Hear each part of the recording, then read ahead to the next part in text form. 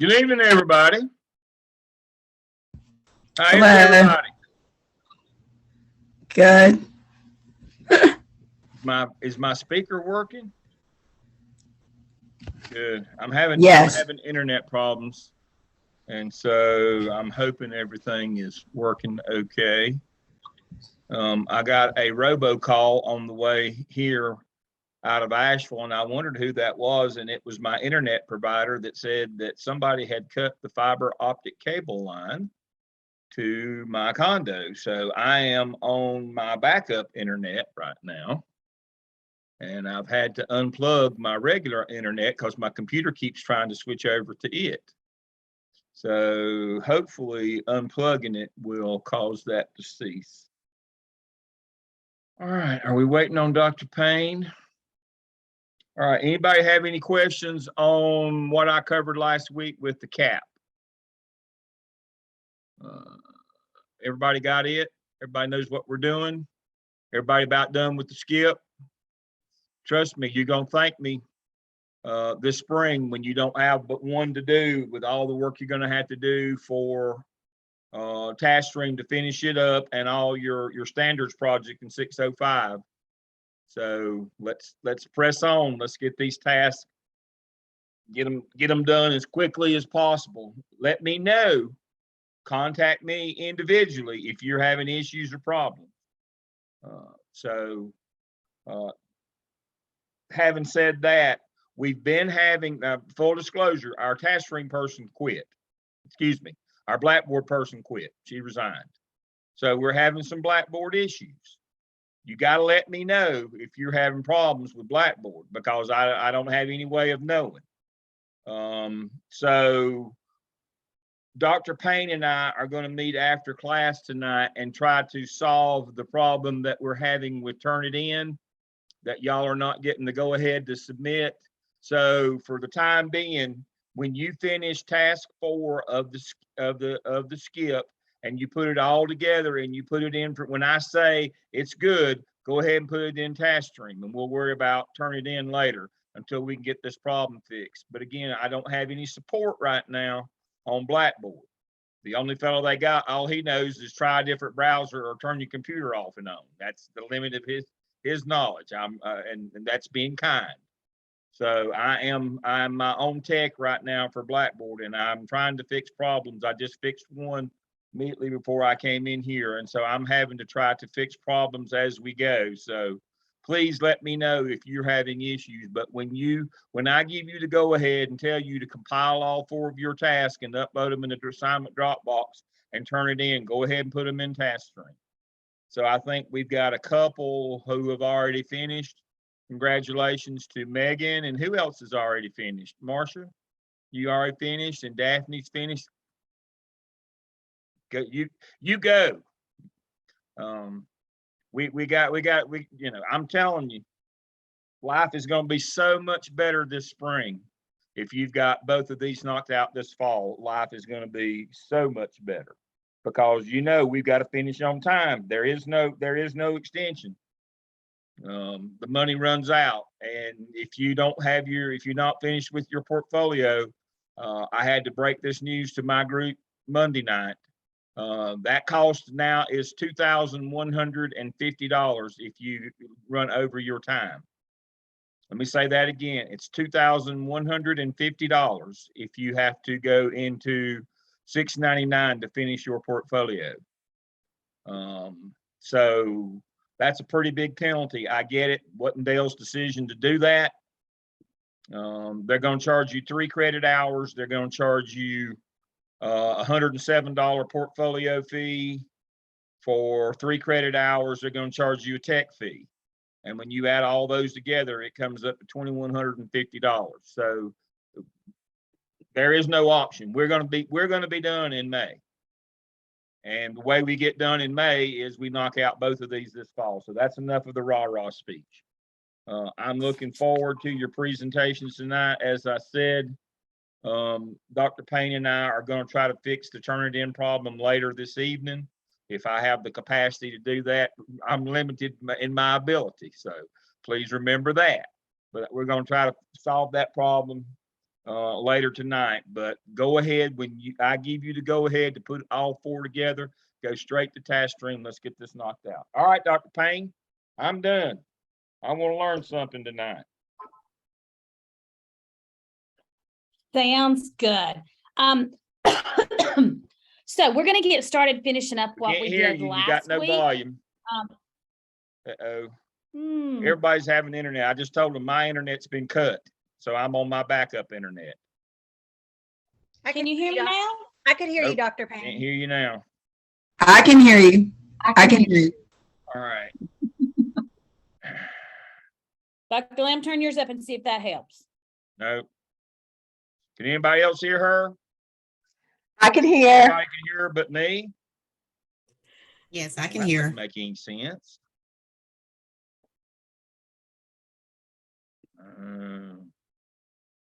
All right. Marcia, say something. Let me see if I can hear you. Hello. Nope. So it's on my end. I don't have any audio right now. Y'all go right ahead. We're recording. Y'all go right ahead. I'll figure out what's wrong with my audio. Again, I'm on my backup internet. It's a meter network. It may not have the capacity. But y'all go right ahead. So we will get started with, we're going to start off with last week's final project or activity, which is where we were going to actually go in and do the evaluation.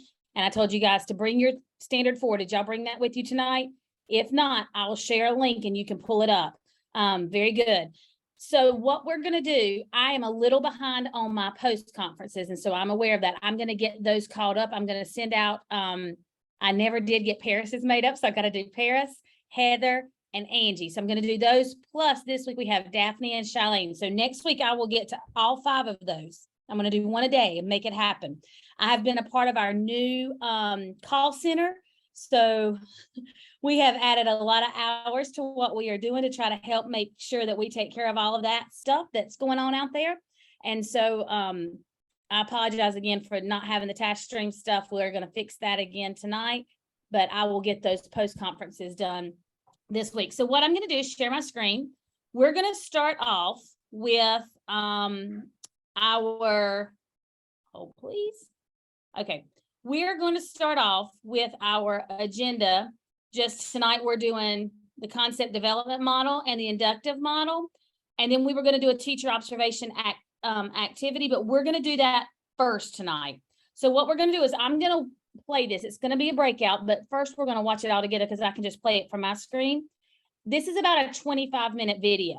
And what I want you to do, we're going to watch about 6 or 7 minutes at most. It's the first grade teacher. So some of you are going to have to think outside of your lens. I want you to think about, while we're not evaluating standard 1 of classroom management, I want you to think about classroom management. But I really want you to look at that standard 4 and the actual instruction and planning for instruction that took place. What we're going to do is after we watch about 6 minutes, I'm going to put you into breakout rooms. I want you to come up with your rating for standard 4 and what would be the one takeaway? Because remember, when you coach, you want to give them one thing to work on, right? So what do you think your one takeaway would be for this teacher? So y'all are going to have to discuss, what do you think the problem is? What do you think the area of growth? Is there a problem? Because it could be that this is a perfect lesson.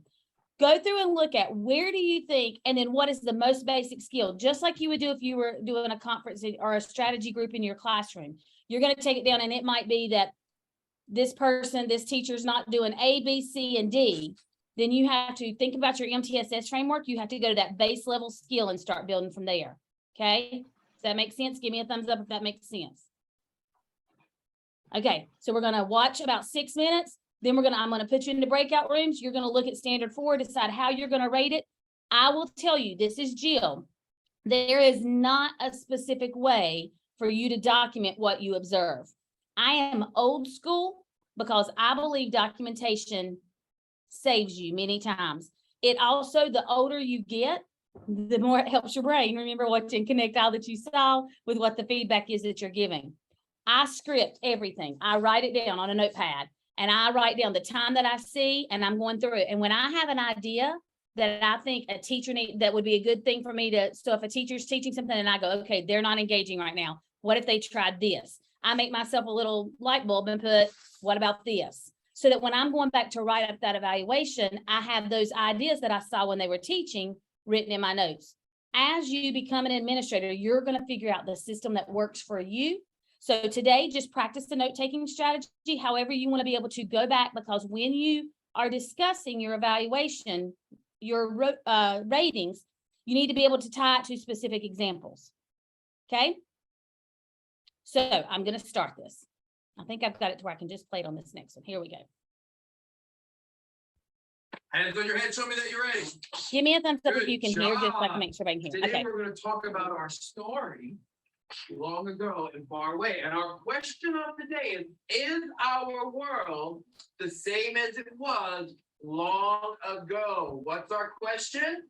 Is our world the same as it was long ago? Now, before we get into all of that, let's review our background knowledge words. All right. I'm thinking of a word that means something that you do when you're looking to be occupied, to relax.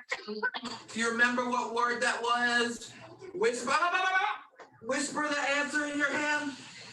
This is something you do, we said, watching TV, going shopping. You could be reading a book, something you do for fun to relax. Who remembers what the word is? Whisper the answer in your hand and release.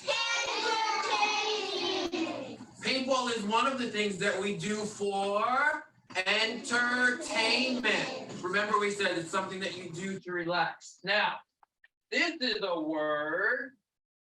It's not happening now. And it's not happening a couple of days from now. It happened already. What's that word? Oh, whisper the answer in your head. It happened yesterday. It happened over a century ago. Not the present. It's not the future. It's the past. Good job. This word. It happened 100 years ago. Do you remember? It happened. I see hands up already. It happened 100 years ago. It has that soft C sound in the beginning. Do you remember what it was? It happened 100 years ago. Do you remember what that word is? You don't remember? If you remember, blow the answer in your hand. What's that word for when it happened over 100 years ago? Release? Century. Remember this word? What's the word? And it means what? It happened? Well, not just a long time ago. How many years ago? Over 100 years ago. Good job. And talk to your partner. Is the world the same as it was long ago? What has changed? Did they have cars a long time ago? No. Did they have telephones a long time ago? No. Did they have Botox a long time ago? No. Talk to your partner. How has things changed since a long time ago? Go ahead, go. How has things changed a long time ago? Cars, they didn't have cars, how did people get around? They used horses to get around. Good job.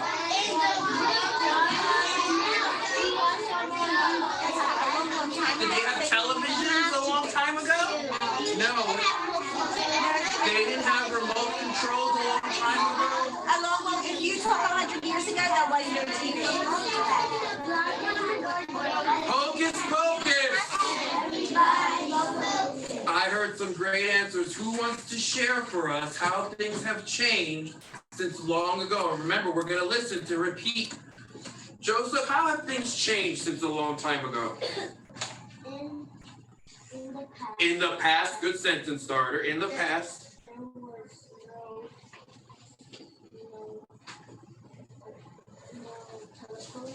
In the past, there were no telephones. I like what Joseph said. Let's repeat. In the past, there were no telephones. Good job. Is read our story today. We're going to do a picture walk first and make predictions. And then we're going to flip and we're gonna have our graphic organizer to take notes. So open up your book. Let's make some predictions about what our story is gonna be about. Show me fireworks when your book is open to the story. What page is our story start on? Let's say it 3 times. 75, 75. Good. Open up to page 75. Open up to page 75. And do a picture walk. Let's make a prediction about what we think our story is going to be about. Go ahead and flip through the book. What do you think the story is going to be about? Look at each page. 75 would be the stuff. Look at the page. Pictures and help and do a picture walk. What's happening? Pay attention. Joseph's ready. Muhammad's ready. Let's look at this page. I can tell already that this is not even a picture on this page. This is, what is it? It's what we do in art class. It's Right, what is it? right. It's not a write, it's called a painting. Because long ago, did they have cameras long ago? No. No. Our first picture, is this the past, present, or future? Wait, this first picture, look at it. There's no camera. It's not a picture, it's a painting. So we have 3 choices, past, present, or future. Blow the answer in your hand. What is that first picture? Is it long ago? Could it be over a century ago in the past? Is this picture happening now? Look at the details. Do you have those things that they're using in your house now? Look at their clothes. Look at their clothes. Is this happening past, present, or future? Release. Good job. Let's say it together. This is the past. Now let's look at the picture on the other side of our book. There's a big difference. First, it's a picture that was taken with a camera. There's the board game. There's soft couches. Look at the way that the people are dressed. There's lots of differences between the 2 pictures. Is the second picture past, present, or future? Blow the answer in your hand. Is the second picture past, present, or future? Does that look like where you live right now? This picture right here, does that look like where you live? Well, then let's put you can't see. Okay. So what I'm gonna do for you high school people, that was a different environment, wasn't it? Okay, I am going to. Dr. Lamb, I'm not sure if you can hear me. Can you give me the rights to put us into breakouts? All right.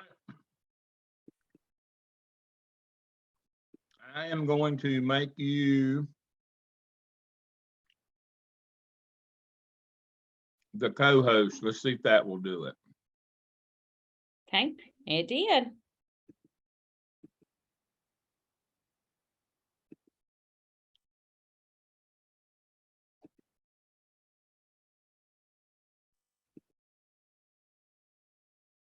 Remember, I'm going to put you in. You're going to go through and do your standard 4 rating and think about what is the top thing that you think would be your focus for coaching? And then what would that look like? I'm sending you in now.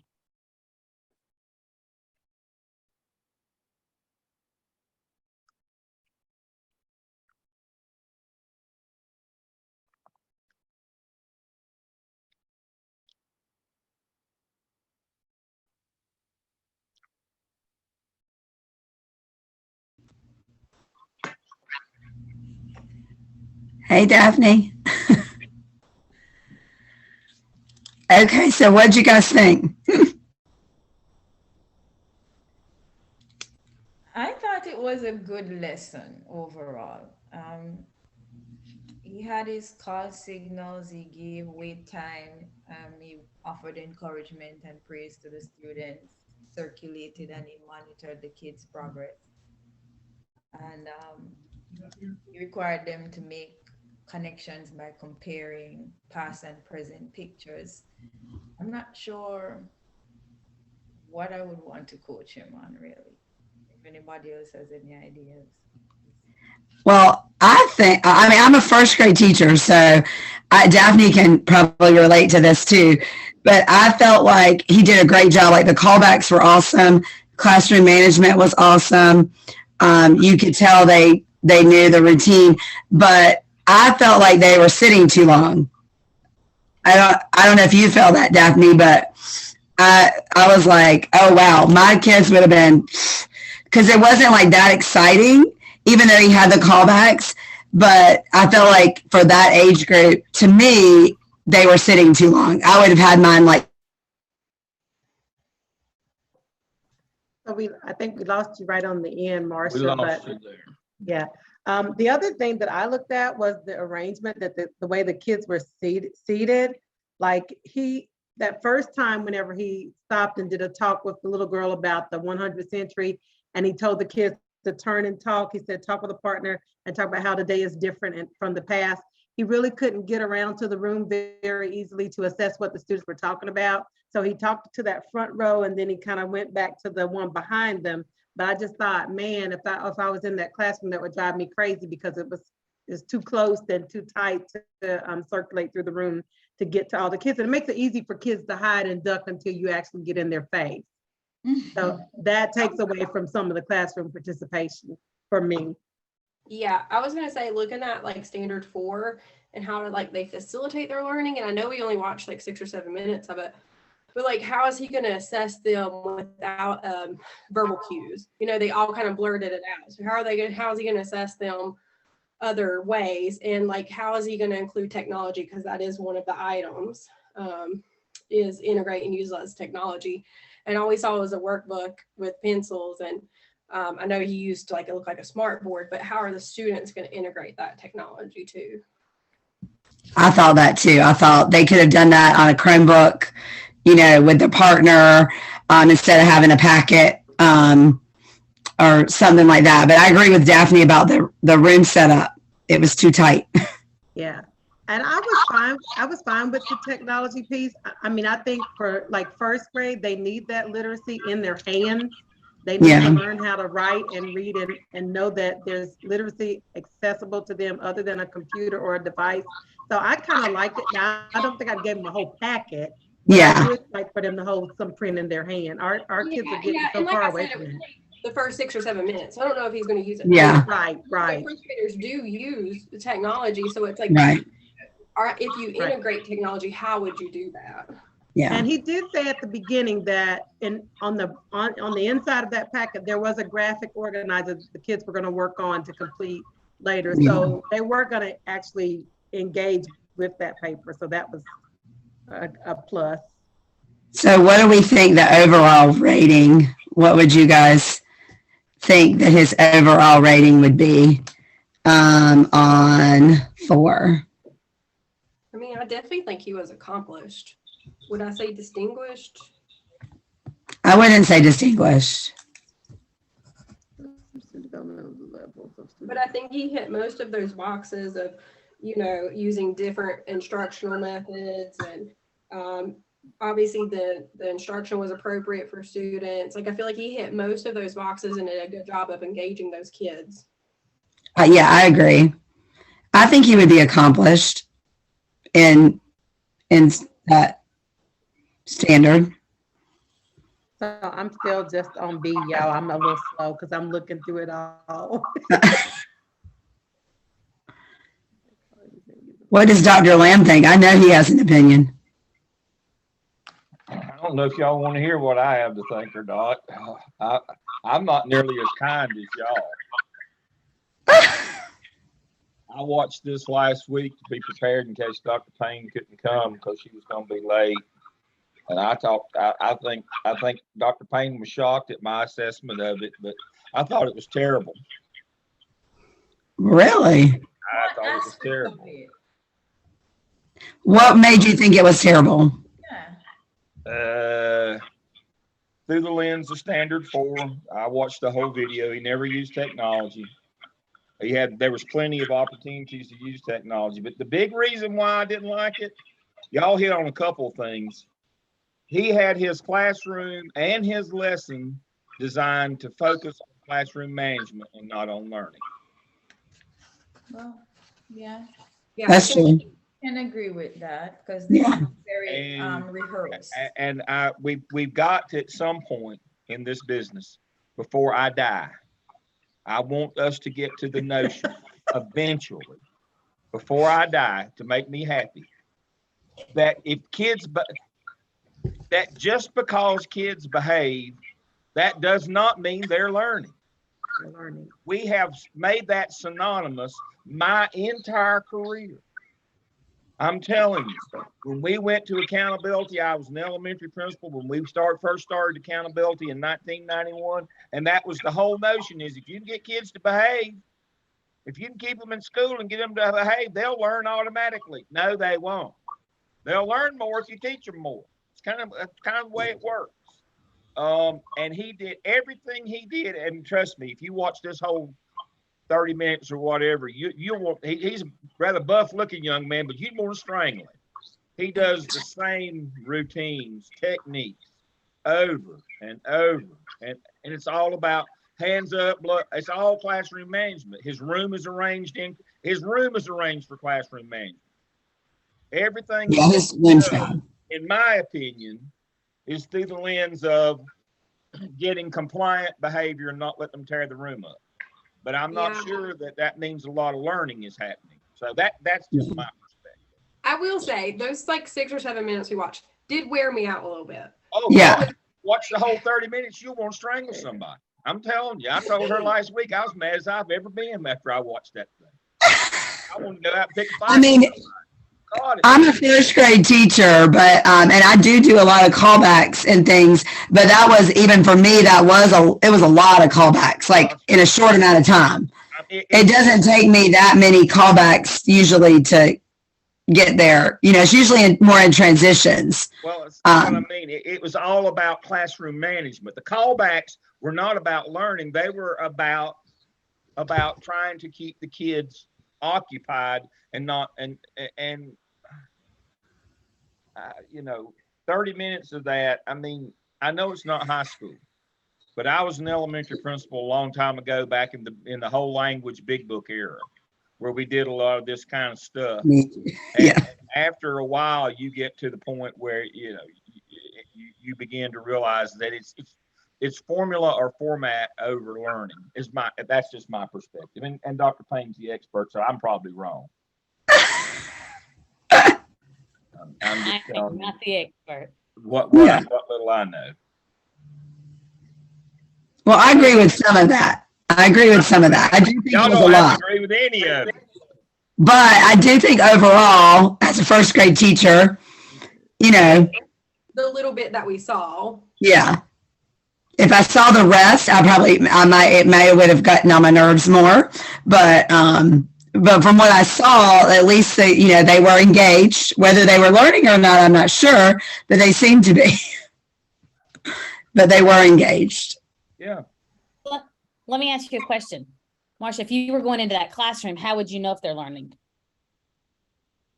Talked about, like, since everybody was just calling out, you know, at once or whispering in their hand, you didn't really honestly know, but they were participating. But Daphne and I were saying that we didn't like the setup of the room, because it was very confining in the rows. And for me, like with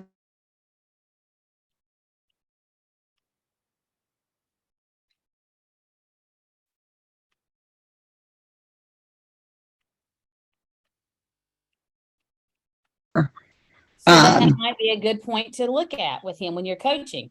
But let me ask you, as the administrator, you're having to determine, is he doing all of this? Are they just engaged, or are they engaged and learning?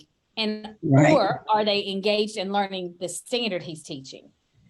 So how would you know, or what's something you could do as the administrator to determine if they're truly learning while you're in that room? Have interviews with the students. I could Yeah, go you to, yeah. yeah, go to the student and ask. Yeah.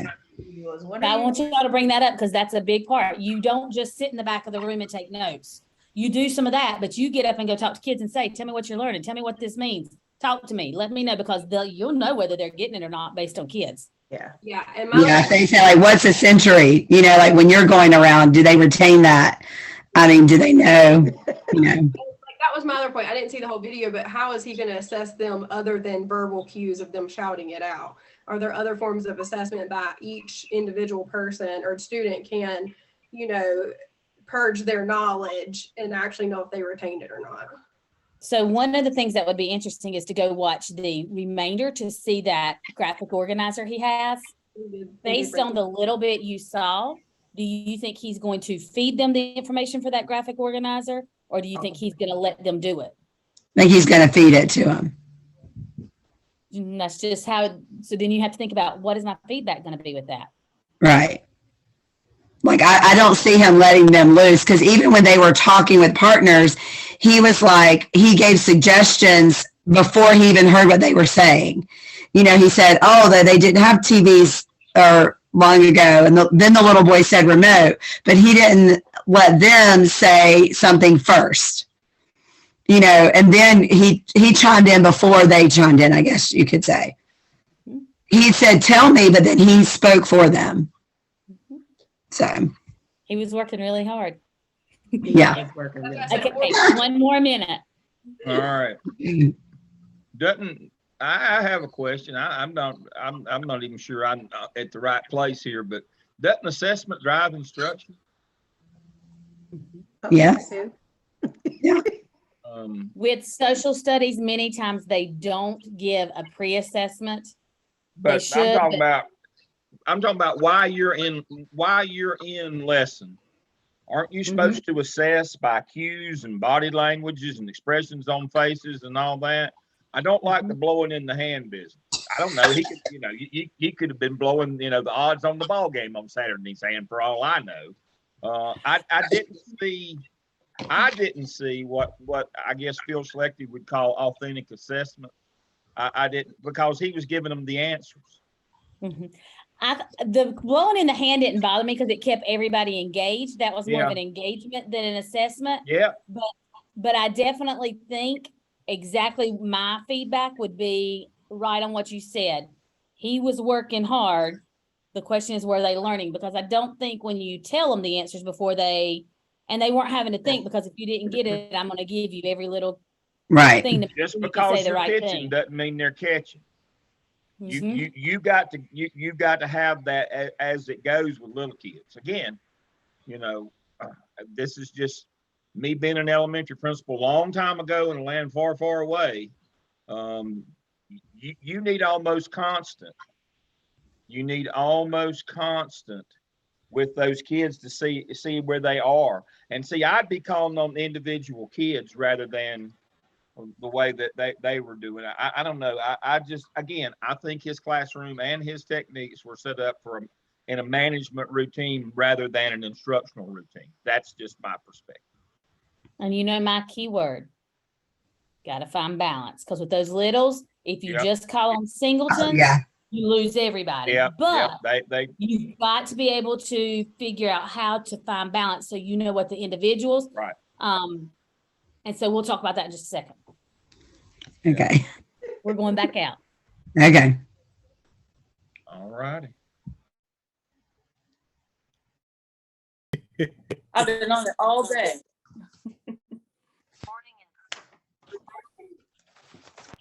Okay. We are sitting at, let's look at the time because I'm trying to, come on. We're sitting at 7:32, no more than 8 minutes so that we can be out of here on time. Let's look at standard 4. And I'm not trying to just rush through. I want us to take good quality time, but I do like to make sure that we respect our time restraints while we're here. Standard 4A, teachers know how learning takes place at the appropriate levels of intellectual, physical, social, and emotional development of the students. So what did y'all rate? Let's make Sharers group 1. Paris, where you were with Monica. So Paris is group 2 and Megan's group 3. Okay, so group 1, what'd y'all rate? I didn't get to share with them, Dr. Payne, because I just logged on. I was having difficulty. Then you are fine. So if you are not in, I was wondering why everybody was just staring at me. If you are not in Paris's group or Megan's group, who's the other group? Vincent, is that your group? No, you were with Paris. Yeah. No, I was with Emily Okay. and So Benson, Paris, and Megan. Y'all don't have to be the spokesperson, but that's Benson's group 1, Paris group 2, Megan group 3. All right, group 1, what was your rating? we gave him developing Okay. because until we had a conversation with him so that we could understand or talk to him about what he did with the students, how they differentiated and things like that. So that would be in our post-conference with him. So they gave him developing based on they wanted to collect more information in their post-conference. Can you have a rating that you mark and say, ask questions for the post-conference or tell them to bring artifacts to your post-conference? Yes, you can say, talk to me, be prepared in our post-conference, talk to me about how you assessed resources and how you chose the resources that you were going to use, or how you took the resources and then you adapted them to meet the needs of your learner. You can ask for those things to come to the post-conference. Absolutely. Who else? Anybody else got something different for 4A? I mean, honestly, I probably would have marked him proficient just because I think he's hitting the basic needs of these kids. He wasn't like not doing anything, really hitting the mark. So I probably would have at least given him a proficient. Now, were they like excelling in their learning? Maybe not, but I think he was hitting the basic needs. I'm just glad to see that y'all are thinking between proficient and developing. I think that's where we have to look at where is he, what is he doing? And then are there artifacts he can bring? So can he bring something to show us that and you'll be surprised, they can bring you some artifacts. So then you have to find a balance of they've just brought me this artifact, but were they really using that? Or are they just really good at bringing me some research to show me what they were doing? All right. 4B, planning instruction appropriate for the students. Let's go with Paris's group. What'd y'all do? I would say proficient on that. And the reason being that I do think like he was monitoring and modifying the instruction a little bit because he was going back and reflecting to their prior knowledge and he was trying to add on to that. So using the prior knowledge is indicative of the fact that he has done some short-term planning and some long-term planning as well. But then when you get over to accomplished, like, is he really monitoring their performance and responding to individual needs? And that's the piece we couldn't see. And what was that key word? Individual. That's exactly right. And so then part of the questions you want to ask is, and I told one of the groups, some of this information you're going to know from being in PLCs, because the first time you go into a classroom should not be for an observation. So some of this data you're going to like to say, does he use variety of data? Well, you might not know that from that observation, but you might be able to look and say, see, this is what they're working on, and here's their little ladders, or people climbing up the ladders, meeting their mastery, whatever they're doing. In a lot of our K2 classrooms, you see roadmaps and people are moving their little cars around their roadmap or whatever for personalized learning. But you will know that stuff from your PLC time, right? Okay. Anybody want to do something different for 4B?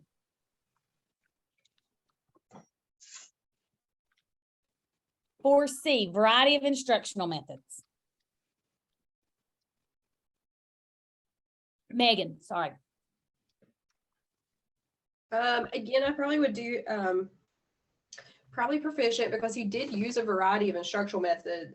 He had that like guess the word, the turn and talk. It was a picture walk after that. So he did use different things. We just talked about, did he use them effectively that the students were actually learning and retaining that knowledge?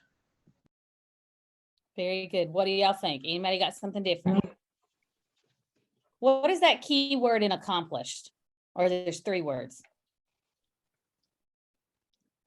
Ensures the success.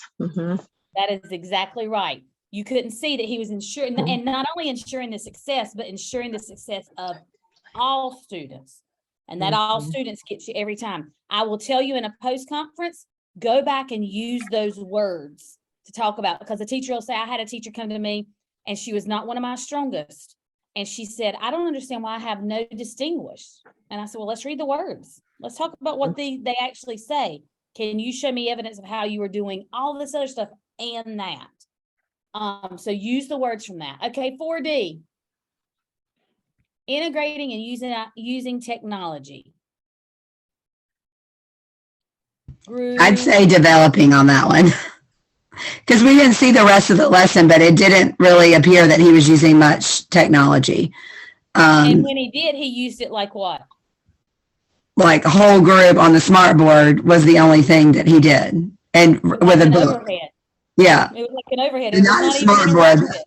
It's a projector. Yeah. So I would say developing. Anybody else? Our group said the same thing, and Paris had a good idea. She was saying, you know, he could have done a drag or something like that where the kids went up to the smart board, because we were trying to consider the grade and how we know every kid's not going to be on a device, especially when you're teaching like a literacy lesson. But then she kind of brought that up, and we felt like that would eliminate some of his talk time, because we just felt like he was talking, and that could have integrated technology and got the kids up and moving, because that was another thing we kind of were talking about as well.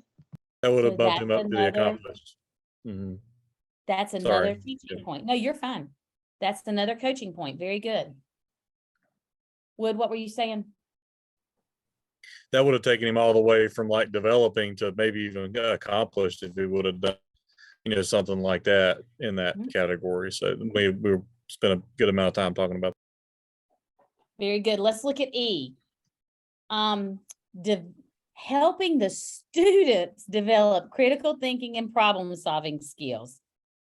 Benson, y'all's group.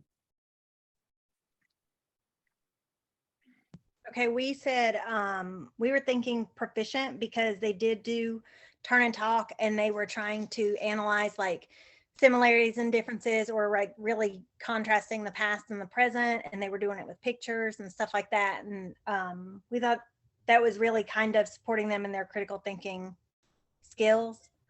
That's why we chose that. And what do y'all think he needs to do to go from proficient to accomplished in that way? One is let the kids have more time to actually work and talk so that they could demonstrate their learning. Absolutely. And he should facilitate more. He was, like I said to my group, he was projecting what he thought on them before he even got their feedback. So facilitate and listen more. He needs to listen more. One of the things that I would say, he has to talk less so that they can begin to think on their own. Because many times we want them to regurgitate, and we see a classroom that is managed. We see engagement in the way that the classroom is managed, but are they engaged in the thinking?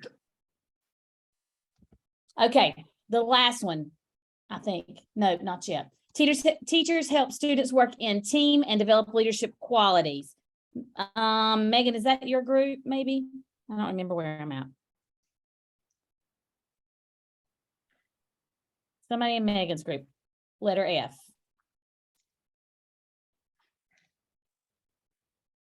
I might say developing again, only because, I mean, they didn't really work in teams. They were like, I think, like a pair share, but not really developing leadership, because no one had to present or do anything with that information. Okay. You may think something different.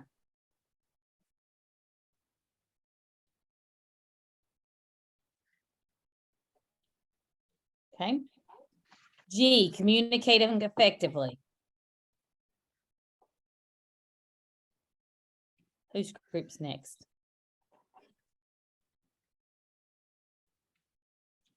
Paris's group. I don't remember my own order. I would say that I would do developing, just because there wasn't a variety of methods for communication. To us in our group, he just talked a lot, and the kids didn't have much interaction. And so, and even under the developing column, it says provides opportunities for students to articulate thoughts. He did that. He asked them a lot of questions, but I think that they could have had more opportunity to interact with each other. So I think that there could be ways to find a different way to communicate effectively. Very good. H. Somebody surprised me. H. So we did talk about the fact that we couldn't see how he was using formative assessment to find out what the children really knew individually. And So you that- got to do that. Yeah, we talked about the graphic organizer and how, we talked about if he were to use it, was he going to feed them the information, or were they actually going to be able to fill it out on their own? So let's talk about real quick, what would you leave him as his takeaways? What would you leave him as his goals for improvement? Talk less. I would say student empowerment somehow. I mean, like really get the students, him talking less and the students talking more, focus on student leadership in the classroom. I just want to see them owning their own learning versus him kind of spoon feeding it to them. Does that go anywhere with anybody else? Yeah. I have a question, and I know again this is old school, but that's who I am. What he was doing with them, was it very high? Dr. Payne hit the nail on the head. Thinking, was he asking them to think or use higher order skills or assimilate or synthesize or evaluate? What did that basically at the rote and recall level? Just asking them to memorize random stuff. We need to expose him to Bloom's a little more, maybe. Exactly. That's what I'm talking about. Bloom's taxonomy. I mean, it was all rote and recall. And I'll end my rant or turn, at least I'll mute myself and I'll rant to myself. It doesn't do any good to use technology if you're just using it as a paperweight. I mean, why in the world would you have a smart board if all you did was use it as an overhead projector? I would not say that that's using technology any more than using the computer would be used to keep your papers from flying off the table.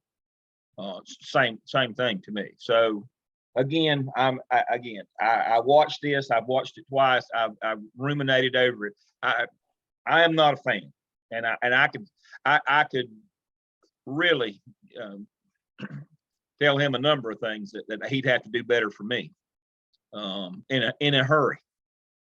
But my benediction on this sermon is I think he started from the wrong perspective.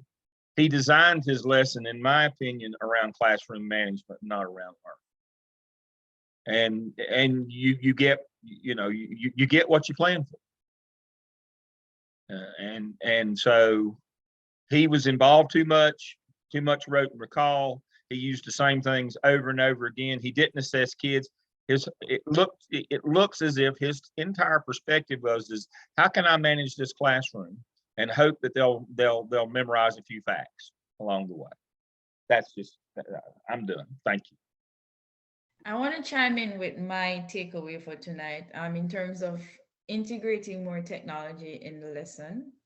We didn't see much of that. I know that it's only 6 minutes that we watched, but based on feedback, I'm predicting that it wouldn't have come along any more than it did show up in the 6 minutes. So yes. You're right. So I would agree with you. So what I will tell you that I would do, I heard y'all talk about he needs to talk less. He needs to have collaborative grouping. He needs to use his technology for higher order thinkings and in different ways. He needs to allow kids to think and understand how to have activities and lessons that promote thinking. One group said, not out in the whole group, but in their individual group, Even the class setup did not promote collaboration, did not promote him being able to get around. Like turn and talk is great when you can get around all your groups. But if you don't ever hear that group in the back, you don't know if they have it or not. So that defeats the purpose of doing that. It gets everybody engaged, but the benefit of that is so that they're engaged and you know who's learning what. You can't go at him with all those things, not at one time, because you're not going to fix anything.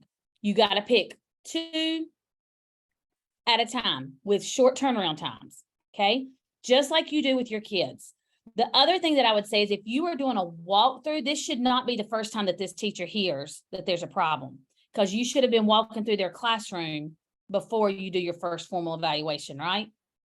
You should know that the level of intensity that's going on is not, the rigor's not there.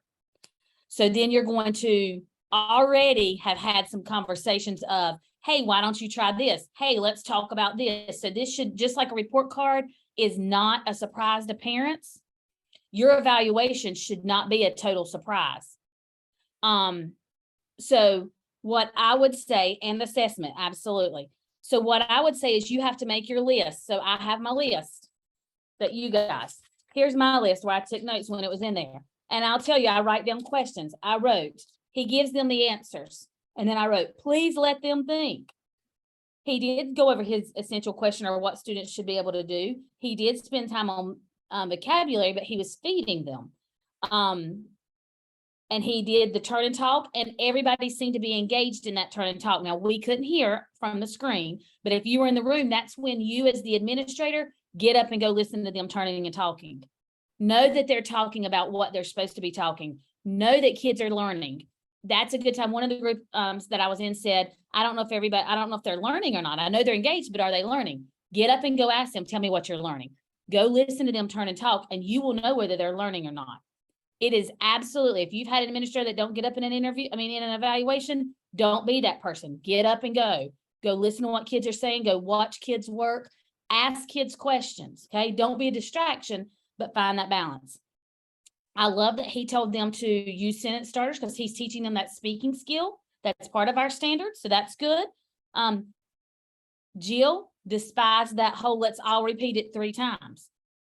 That to me was a waste of time. So think about those things of how maximize your time.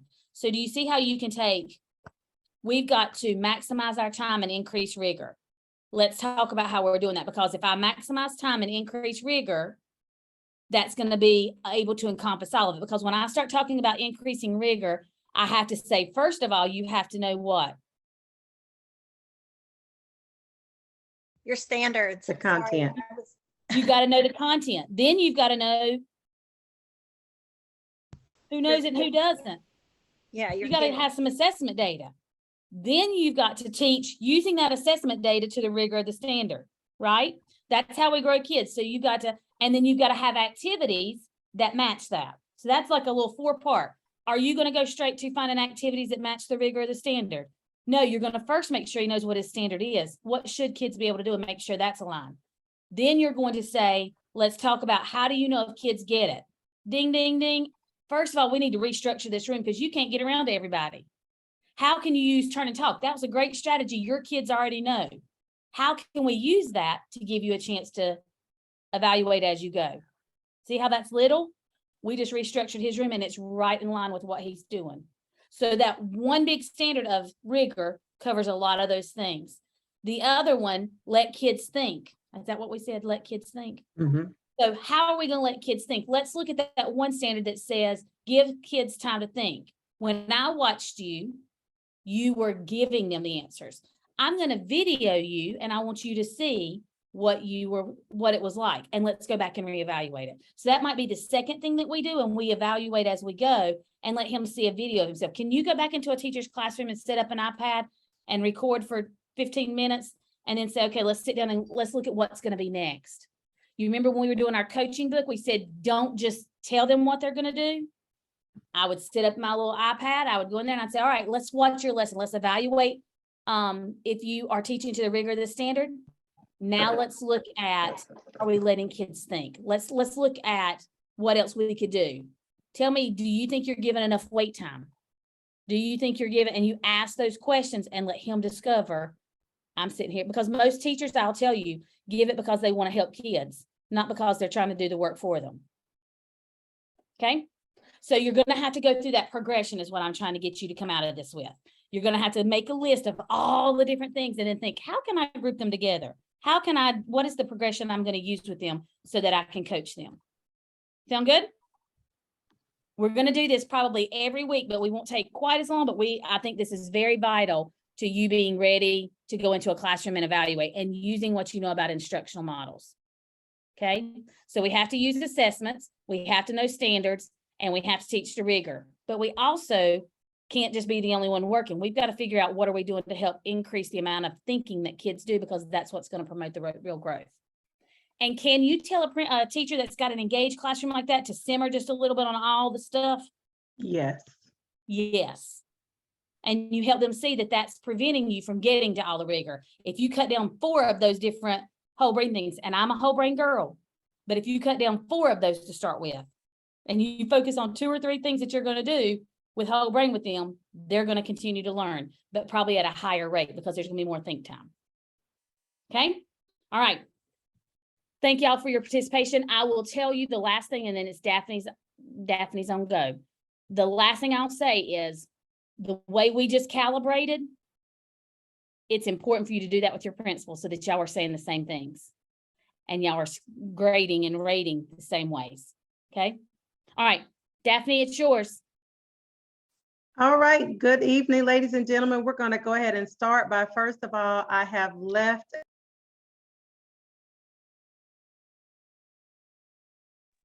Sorry, I was talking away and my thing was on mute. I was saying good evening, ladies and gentlemen. We're going to go ahead and get started. I have put and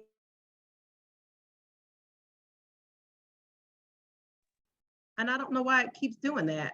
It just keeps going to mute. Can you hear me? Okay. Yeah. Everybody has the link to the Padlet in the chat box. Daphne, you have to repost it because I think it disappeared. Okay, I did just repost it. Let's try it again. Okay, how about now? All right, great.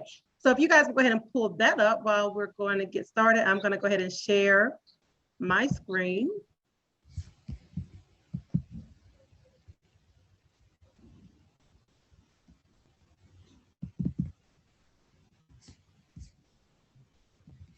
And here we go.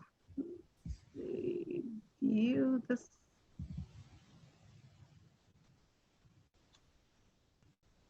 All right, can everybody see that? Great.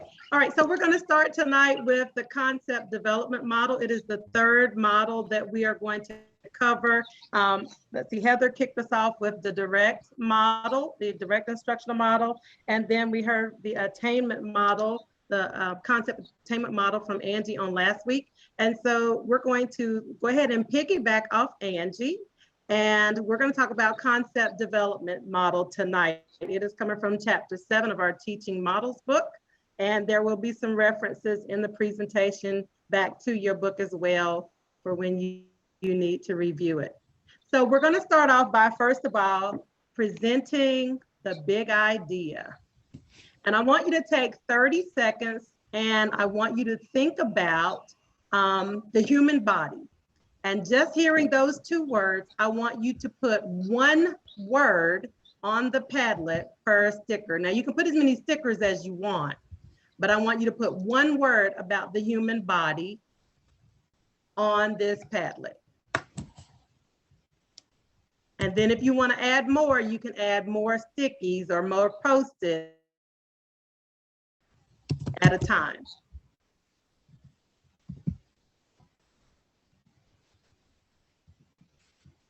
So I'm seeing a lot. Okay, there they go. They're starting to populate. We have health, we have foot, home, skin, integrated, shell. I'm going to give you about 15 more seconds to throw things in there. And I see a lot of thinking dots on the screen.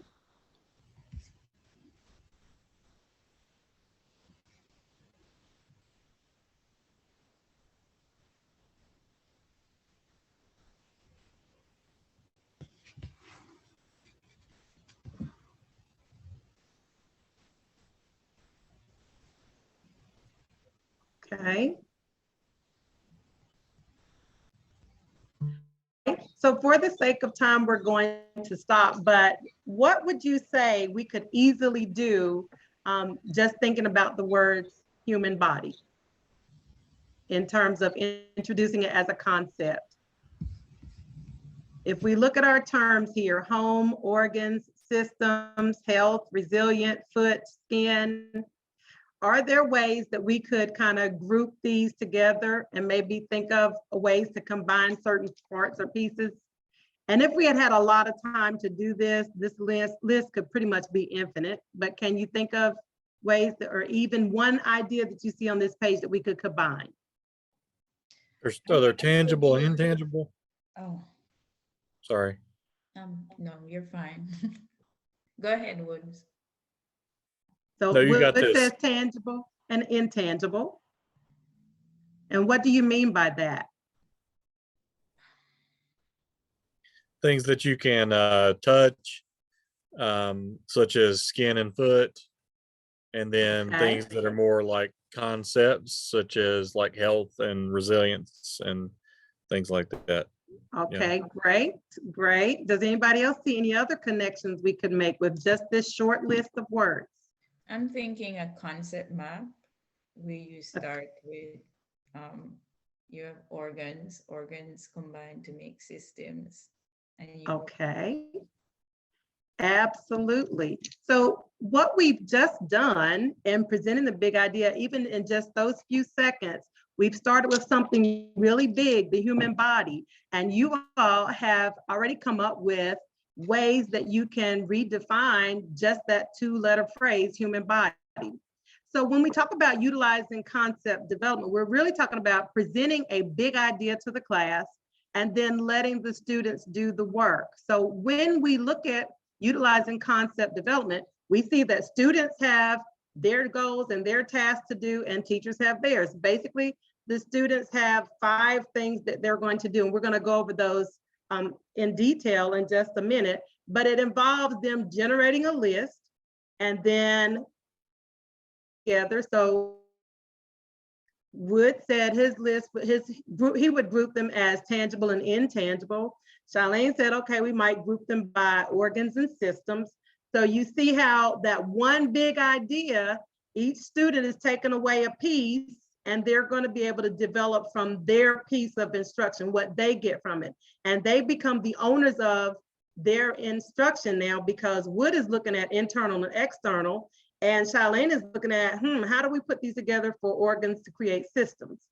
So those are the things that students are going to do. Whenever I ask you to tell me what you thought, I'm asking you to verbalize your thinking and then to go ahead and proceed with labeling. And they labeled what they saw on the list. The teacher's job in the role of utilizing concept development is basically just to guide and facilitate.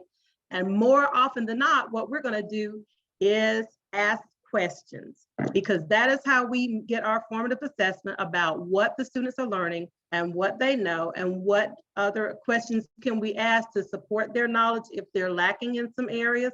And if they already seem to have gotten a concept and they want to run with it, how do we ask more questions to promote their learning to go further? So there are some benefits to the concept development model. First of all, that it does challenge students to critically think. And so it increases their critical thinking skills. And then it also allows them to link what they already know to new information, or to take information they already know and add new information and new details to it. So when I said in the earlier example that Wood took his piece away that he wanted to grow and learn more about, and Charlene took her piece away, but both of them together are coming back to that big idea, so that learning is still occurring, even though they've decided that they're going to learn it different ways. They're going to take different approaches to the learning. So the concept model then automatically becomes one that differentiates very easily. And of course, you can see the rest of these activities listed on here. I'm not going to read to you, but it is there for you to see. What I want you to understand more importantly is the steps of concept development model. And the first step, of course, was listing, and that is the most obvious.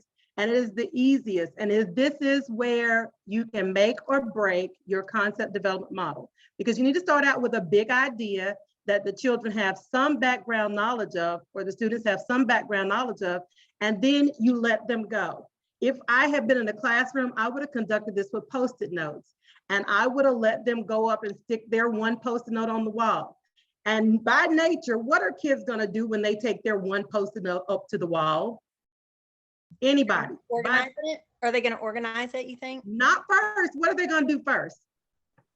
Read them? If you're in the classroom and we're putting up Post-it notes and I go put my one Post-it note up there, what am I gonna do before I go back to my seat? Look what Read it. I'm Read it. going to look, what, Charlene? look what others have written. I'm gonna look and see what other people have written. And then I'm gonna go back to my seat and I'm gonna do what? Think of something else that I can write on a Post-it note, because now we have already started cooperative thinking, and without saying a word, I am learning from my peers, because I went up there and I saw Charlene had organs. I'm gonna go back and be more specific, and I'm gonna write heart. And somebody else is gonna look over at mine, and Wood is gonna say, she wrote heart, shoot, I'm gonna write liver. And so it keeps growing. And this is where you start to see the concept literally develop, because we're learning without, we're having active engagement, and we're not saying a word to each other just yet. So your listing is crucial. And that is the biggest, most important piece to your concept development. Now, can you do this if you have not given it any forethought? No, it's not going to be as successful. If I go in there and I write lemons on the wall, are we going to get as quite an extensive list as we would from human bodies? Probably not. Not a whole lot we could do with lemons that would actually make sense. So you do have to have that forethought, and you do have to align it to your standards. But after you get their existing knowledge, this is where you can assess their existing knowledge, because now you see them coming back with more Post-it notes, and you're able to visually see, what does this student already know? What else do they need to know? And how can I offer them that instruction? And how can I assess it when I'm done to see if their knowledge has grown? So even if the key piece to the list, I put listening, that should say listing, I'm sorry. Even if the key piece to this is, even if you think an answer is wrong, do not intervene. Because I could have said to Wood, internal and external, that doesn't make sense.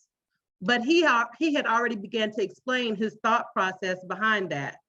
And when I can hear his thought process, now I understand where he's going. So sometimes we just need to give them time, and we need to go back and let them explain their thinking, because that's really the goal. We want them to do the work.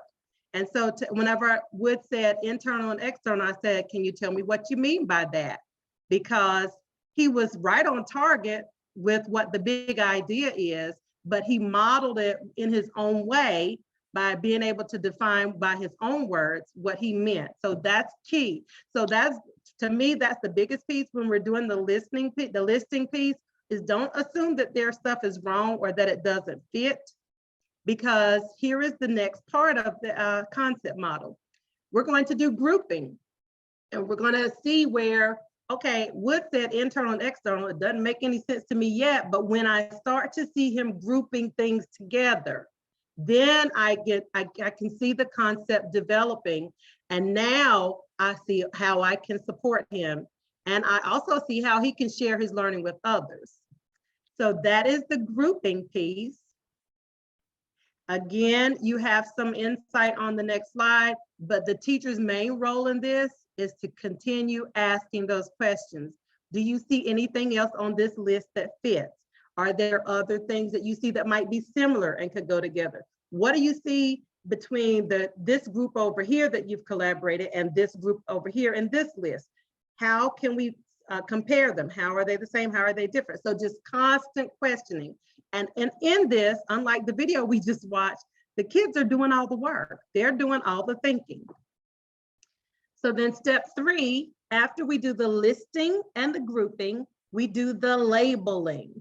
And that is like, in the process of doing the grouping, they're already coming up with their labels. Charlene came up with systems, and Wood came up with internal, and he came up with external. So the labeling piece is where they begin to articulate how they're thinking. Again, the teacher's biggest job here is asking the questions. How do these things relate to one another? What do they have in common? And so forth and so on. Step 4 of this process, after listing, grouping, labeling, and regrouping is the next piece. So what do you think regrouping involves? Anybody?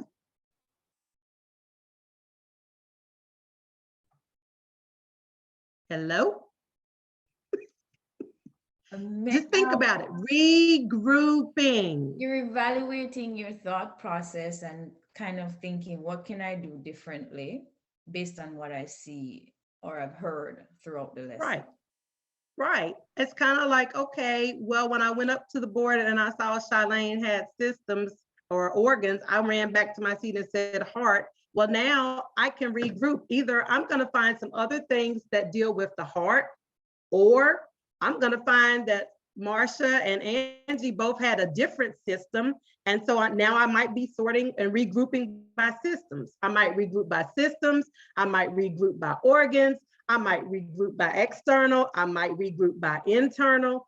So now I'm starting to solidify my thinking, and I'm going to drill down to the concept that I want to focus on for my learning. So that's what the regrouping process is all about. And again, the student is still in charge. All we're doing is asking the questions.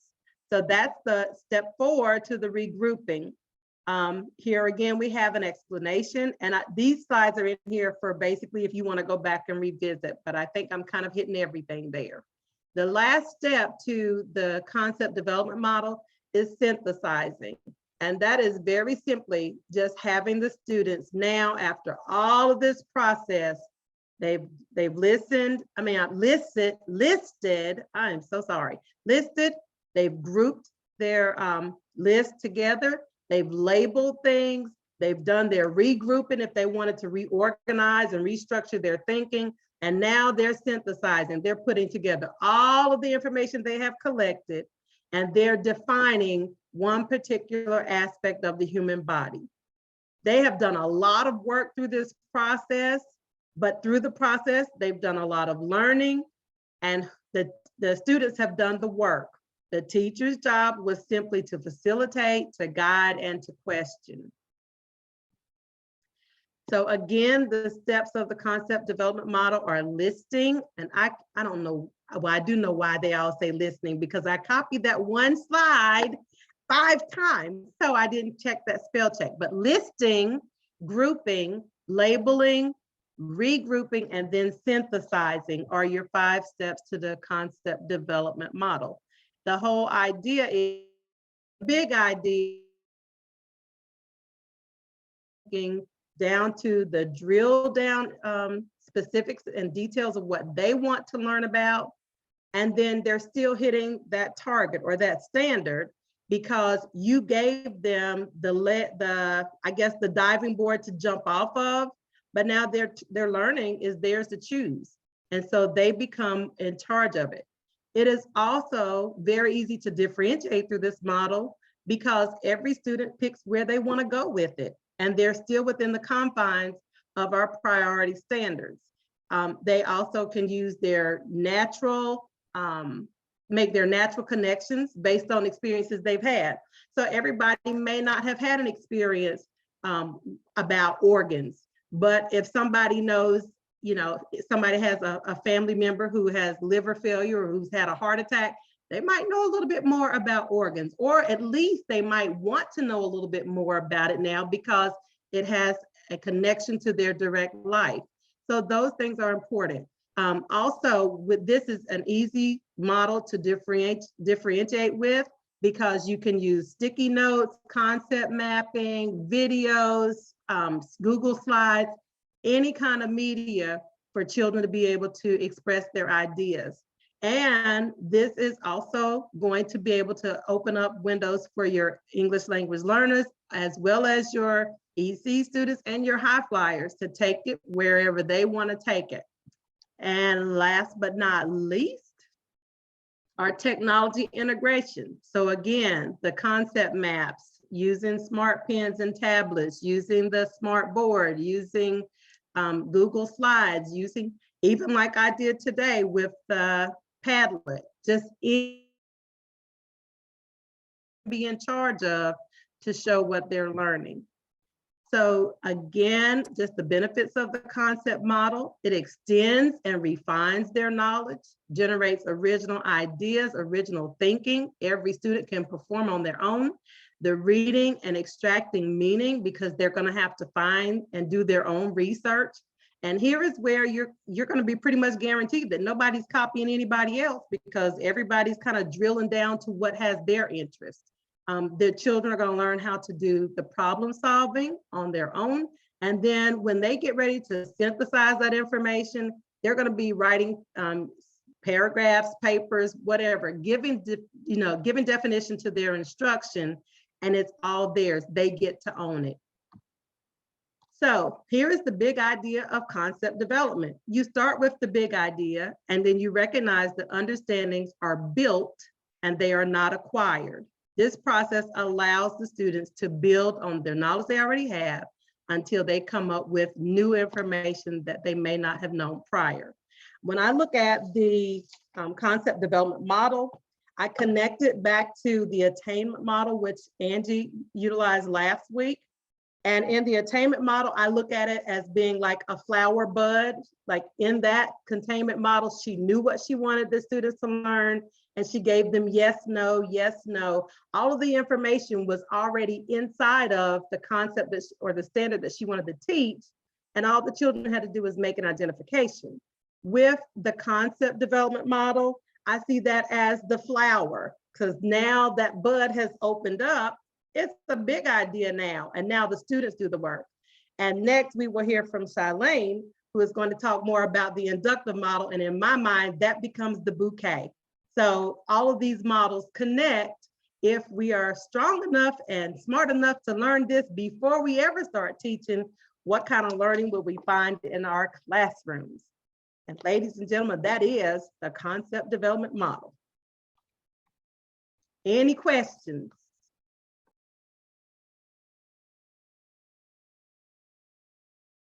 Any suggestions, any takeaways? Sorry, I couldn't get to the unmute button. Great job.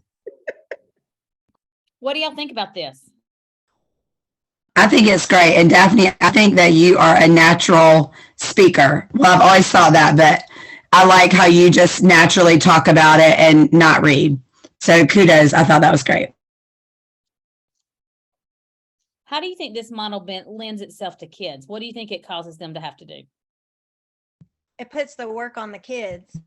So I really liked it right off the bat with the listing and stuff like that, because it gets them engaged in the learning right off the bat. Would this be a model we could use with our little guy? That's what I was getting ready to say. He could have used the concept model tonight. Absolutely. And can this be used at any level? Yes. So I think the key takeaway for me is that you guys have to just remember and keep these models in your brain, or in your pack of tricks that you're going to go to, because they're not models that teachers go to often. Some teachers will, but when you can get them hooked on a model and you can give them strategies and show them how to use it, can you use that in your staff meeting to model? Yes, you can. Yes. So do you see how you teach those things? You model that for them so that they can see how it works in their classroom. All right. Does anybody else have anything before Charlene begins?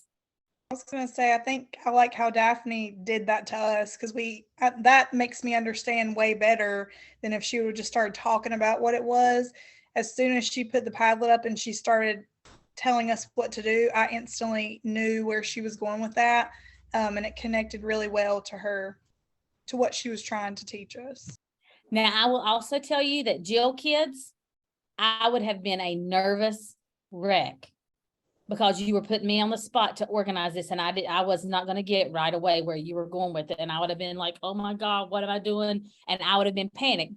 But we can help our teachers know that good teachers are going to help guide those things as the kids are working. And it's funny, as a student, I would have been panicked. As a teacher, I would have used that all the time. Okay, Charlene, your turn.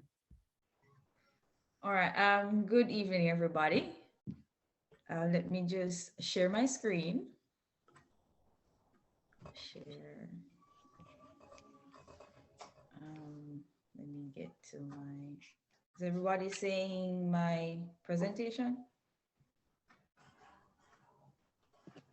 Hello? Yes, Yes, there ma'am, it we is. can see it. Thank you. All right, Yes. so tonight I'm tasked with teaching you about the inductive teaching model. And I just wanted to start with a quote that the inductive method is the mode of using knowledge, and the inductive method, the mode of acquiring it. So how is it that you get your students to seek out knowledge for themselves and to think critically about concepts that you want them to be versed at?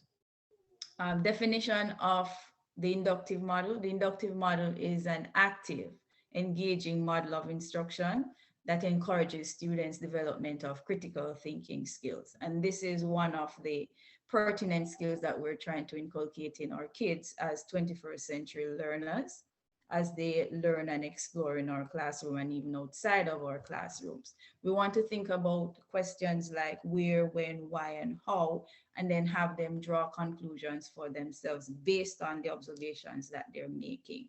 So you make a number of specific observations and then you draw a general conclusion from that. Why is it that critical thinking is important to our kids? We want to stimulate their curiosity, for them to be able to think outside of our classroom lessons or ask questions when they get home, when they get in the car. Why is it that this is happening? Or if they make an observation, they may come back to you and ask you a question, or they may even research it themselves. It polishes their creativity. That's another 21st century skill that we want to embed in our kids as well. Refining their research skills. We have a flood or a mass of information out there at the tip of their fingertip. How is it that they determine what is correct and what is not? How is it that they're going to fact check by critically thinking about the information that comes in front of them, or they hear it in discussions or on the news or wherever they get their TikTok 5 seconds of news. It also enhances problem solving ability. And this is crucial in science and maths that we are striving to have the kids excel in. And it also helps to improve their decision-making skills, which is going to be crucial to them, not as kids, but even as adults. All right. So for us to navigate our lives, we have to be able to make decisions. Now, why use the inductive model? It allows all students to use their observational skills, and not just what they see, but it involves their sense of hearing, what they taste, touch, or smell. So they're gathering information from the environment and then drawing conclusions from that. The inductive model also recognizes details and patterns in materials being investigated. And I have an example here of numbers 3, 6, 9, 12, 15, and 18. What's the pattern here being displayed in the list of numbers? Skip counting by threes. Skip counting by 3. And I'd ask you to predict what's the next number in line. 21. 21. All right, thank you very much for that. Now, you may hear similar names being attributed to inductive model of teaching, discovery learning, inquiry-based learning, or even solving based learning. So this is asking kids to go out and find the answers for themselves. So you're not presenting them with the information. They are going in search of it. There are 2 types of thinking involved in the inductive model. We have convergent and we have divergent. I'm going to ask you to chime in here and tell me, what do you think convergent means as against divergent? Convergent, I would think, would be like with, because that prefix on the front, and divergent would be like away. Very good, Angie. So convergent, you're coming together to come to one possible solution. Whereas divergent, you're branching out and there are several different solutions. So I could use my fist as convergent, and divergent is where I open up my palm. So convergent, divergent. Several different responses coming to you. Also have this picture, convergent, you're starting with the information and you're converging on one solution or one possible answer or one correct answer. Whereas divergent questioning, you're starting with a prompt and this generates multiple solutions. I'll use myself as an example. I can ask you, what is my name? Shailene. How would you describe Shailene as a person? That would come with several different answers depending on how you interact with me. All right, so these two types of thinking, they are very instrumental in how successful the inductive method of teaching progresses in your classroom. Are you guys seeing me? Hello? We can't We can see your, Presentation. no, we can't see you. Okay, so when I was showing you my fist to give you that example, I'm not sure it to you. Now, convergent versus divergent. Here's an example. What are the raw materials or what you start with for photosynthesis? There's only one correct answer for this. Whereas divergent, if I ask my student, how would your quality of life be affected if plants did not carry out photosynthesis? You could think of a myriad of implications if plants were not here on Earth with us. Now, this is where you're going to be participating. So if you check the link in the chat box, click on that, and we're going to do a Mentimeter. You're going to come up with one example of a convergent type question, and it can be from your subject area, and one example of a divergent type of questioning, because this is very critical to the models. So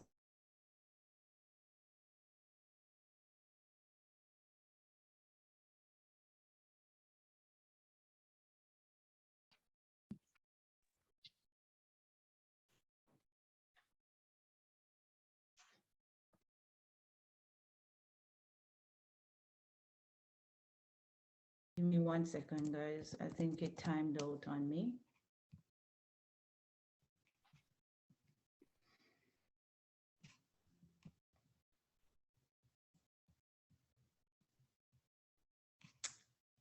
All right, is everybody successfully in? Using the link in the chat? Hello? Yes, I think they Yes, are. I'm in. Okay. Yes. All right, so let's click on this and then present. See what you guys provided as feedback. All right, did you all see where I asked you to put your names at the end so I could recognize who is contributing? But since you missed that, I'll just go ahead. Who started the American Revolution? What type of questioning would that be? Convergent or divergent? Guys, I'm going to need your participation. Convergent. Convergent. Convergent. Convergent, because there's only one answer. All right. What might have started the American Revolution? What type of questioning would that be? That's a Divergent. divergent. Divergent, because you have many different reasons why the revolution may have started. All right, somebody identified theirs here. What are the parts of the plant? And divergent, how does the environment change us? So can you see how those two types of questioning types are different from each other and how they lead to different results? Yes? No? Yes. Yes. All right. Oh my word, you all have to talk to me. All right. Now I know how Dr. Payne and Dr. Lamb feels when we don't interact. Now, why should the inductive model be applied? It teaches kids concepts.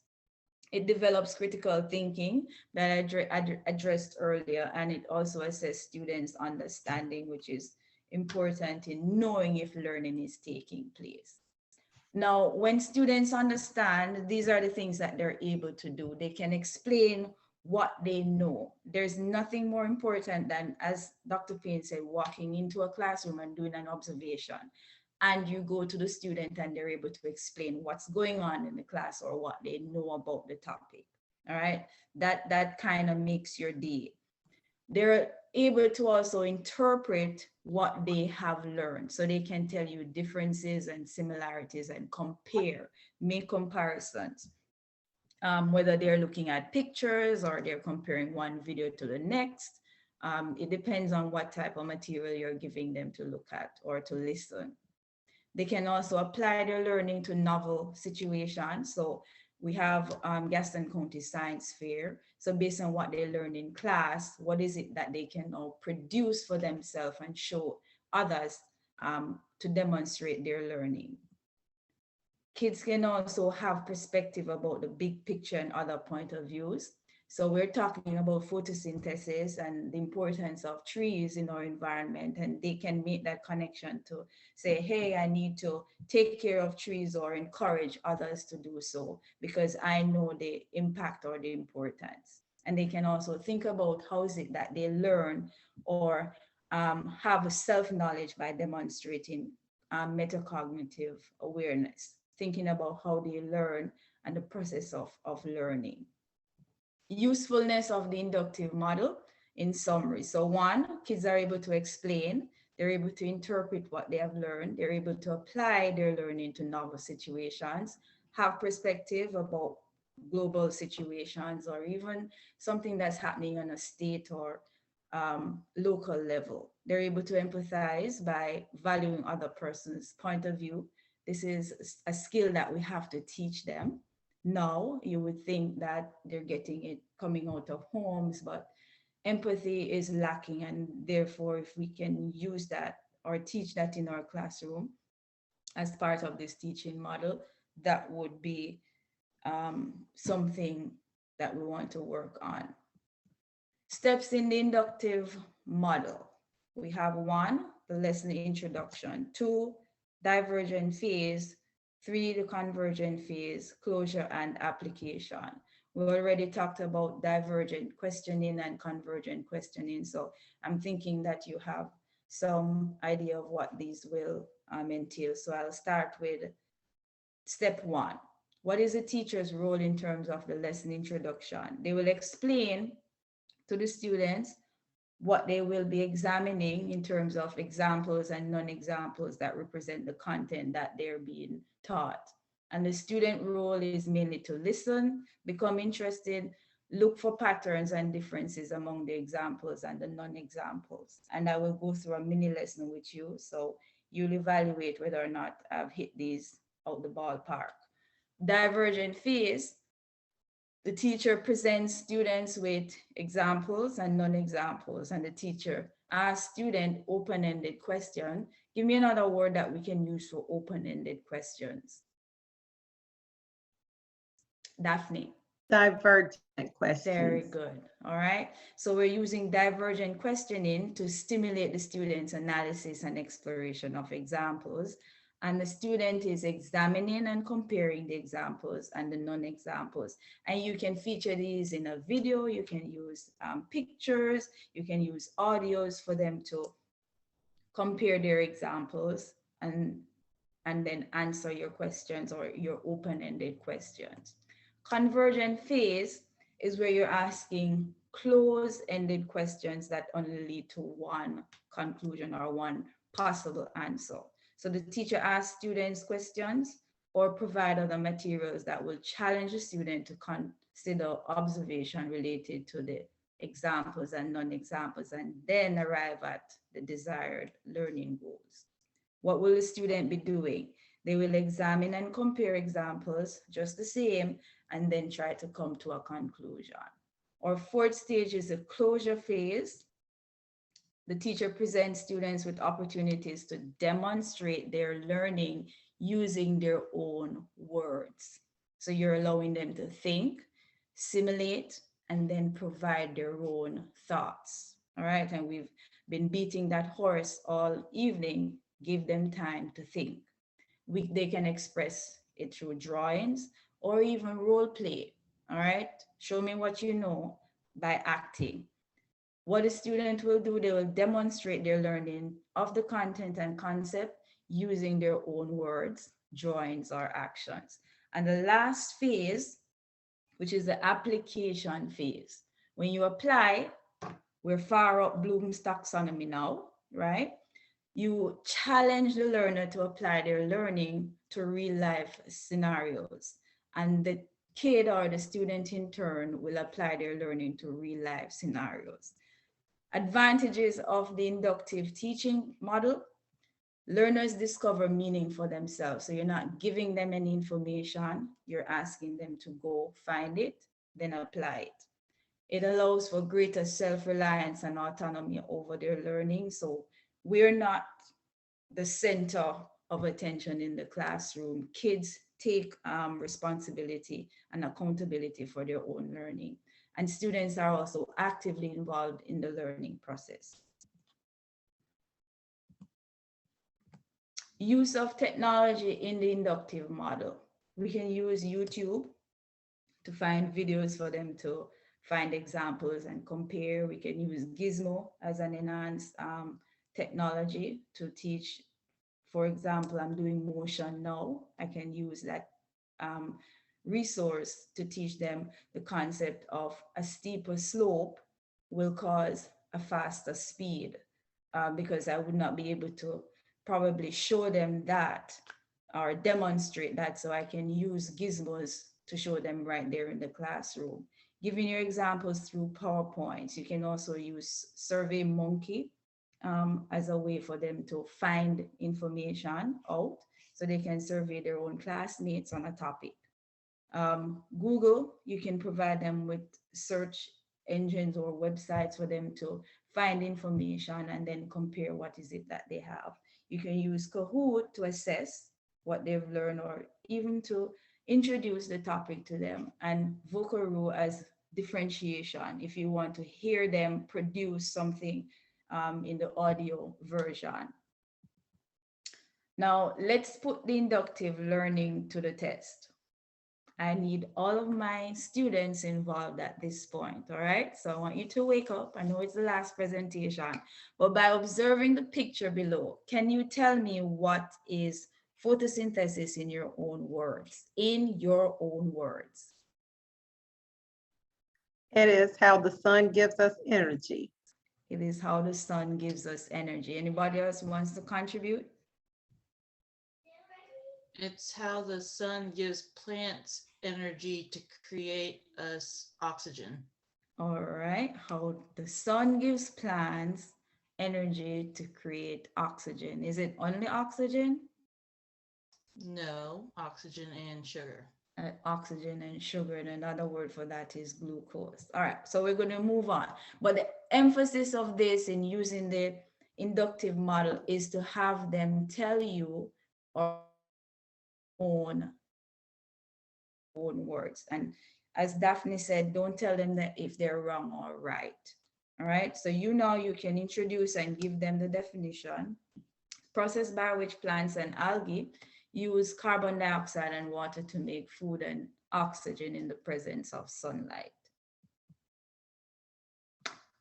Now here I'm going to ask you to circle all the pictures that can make their own food or they can photosynthesize. We have a dog, apple tree, wheat, chef, algae, bear, and grass. Now I know you can't circle, but just tell me, open your mic and tell me all of the pictures that you think are able to make their own food. Everything that's green right there, right? Yes, everything is green in color.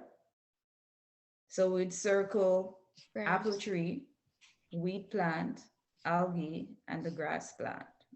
Now, how are these pictures similar to each other? They all photosynthesize. They're all green. That we circled photosynthesize, but we're looking at the entire the whole collection. thing. Yes. They all need food. They all need food. Yes. And the group of green things produces the oxygen and sugar that we need as humans and live animals to live. So we are dependent on plants, and plants are dependent on us for survival. Can you think of any other way that all of these are similar? They're all living. Thank you very much. They're all living things, all right? Despite the fact that I use a cartoon of the chef, but we can say that they're all living things. Now, somebody made, how are they different?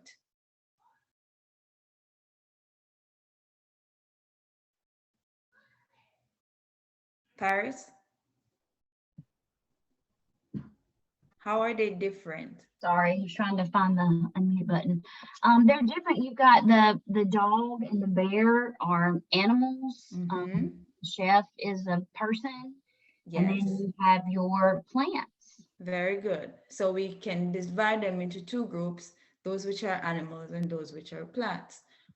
But the big thing about it, what do all the pictures that are correctly circled have in common? Let's go back to the picture. We had circled apple tree, wheat, and grass. They can all photosynthesize. They can all photosynthesize. Do you see anything in terms of the appearance of the pictures? They're all green. They're all green, all right? So we can conclude all organisms that carry out photosynthesis contain a green pigment. And I can now introduce to my class the word chlorophyll, all right? So anywhere they see a plant or something that is green, well, except for green animals, they will realize that those are organisms that can photosynthesize. That might bring you to a discussion. If the animal is green in color, can it make its own food? And then you can address that with the class. All right, so I'm here now where I'm at the application stage. Fill in the missing words to complete the worded equation for photosynthesis. And I've given you a word bank to demonstrate your learning. Laura? Yes. What's the raw material there for photosynthesis? What would you put in the box? I would put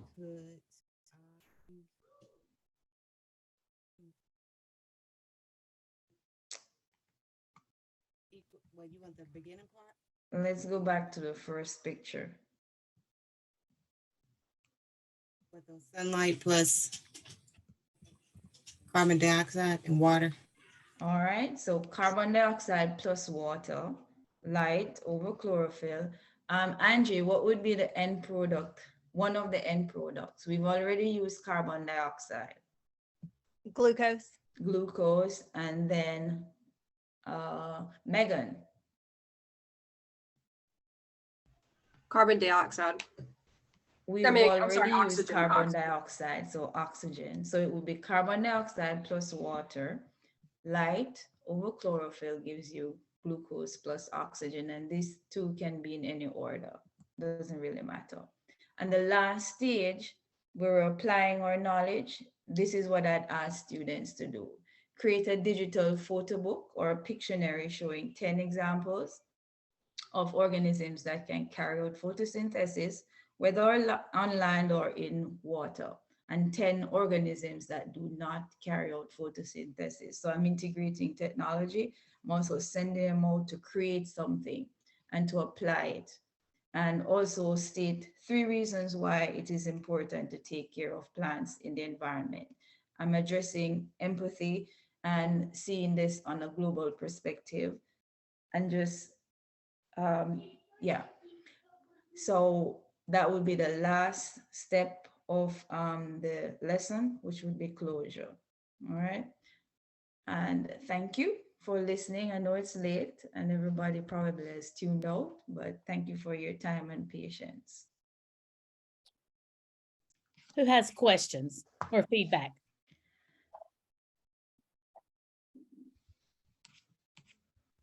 Come on, guys.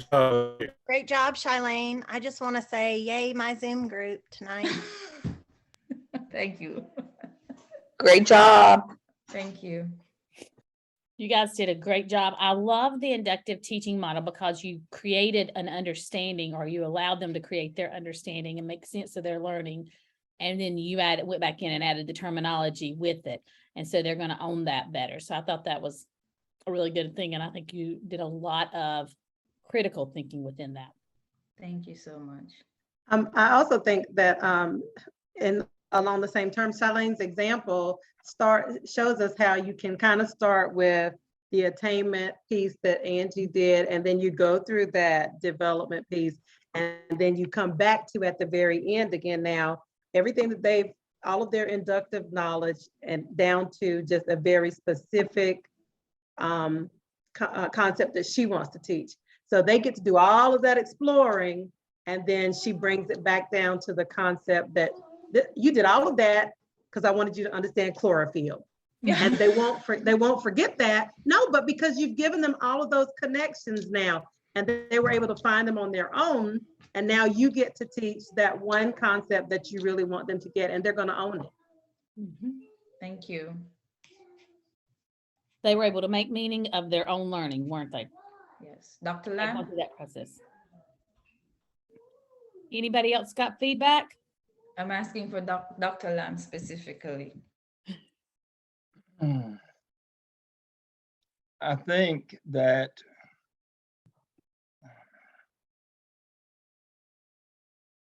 this relates back to one of the things that I even try to work with my doctoral students on, is there are some things that there are multiple answers and opinions on, and others that there aren't.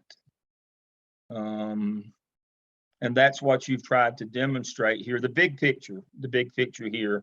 And that's a thinking skill. And this is not something that's rote and recall. This is getting kids to use existing knowledge, further that knowledge, build upon it by thinking. And not relying simply on memorization or the banana in the tailpipe falling for anything, to be critical and evaluate along the way. And I think the inductive model is very key in that.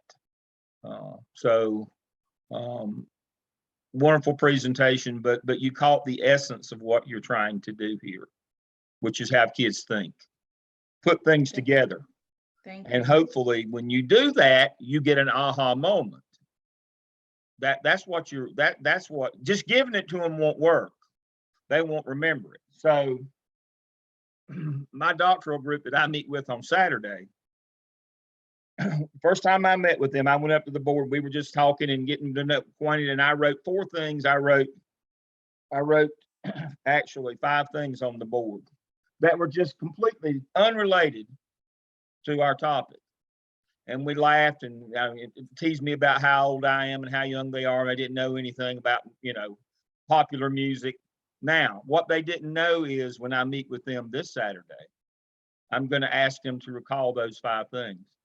But they won't any of them get any of those 5 things back again, because it didn't make them think.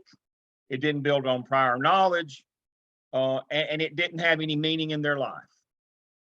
And even though they've already completed all their doctoral studies, they're in dissertation phase, they're an accelerated group, they won't have remembered the first thing that I said. Because, and the whole point with them is that they're all C&I doctorals, but the whole point is that you can't just throw things out there because you know it and expect that people will know and understand it. You have to build knowledge and understanding in folks at any level. And so I applaud you for that. It was wonderful. Thank you. Both presentations wonderful tonight, as were last week's. Good job, everybody. Your assignment this weekend is lesson plan again, so look at that to do your upload. We will work on your the grading of your Turnitin thing, and have that up to date. And I'll be reaching out to you 5 to schedule your post conference, and then we'll see you guys again next week. Thank you. Thanks. All right, Dr. Payne.